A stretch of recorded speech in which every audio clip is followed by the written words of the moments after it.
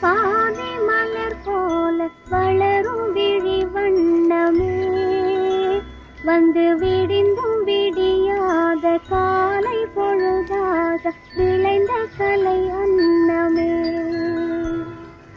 நதியில் விளையாடி கொடியின் தலை சீவி நடந்த இளம் சென்றலே வளர்பொதிகை மலை தோன்றி மதுரை நகர் கண்டு பொலிந்த தமிழ் மன்றமே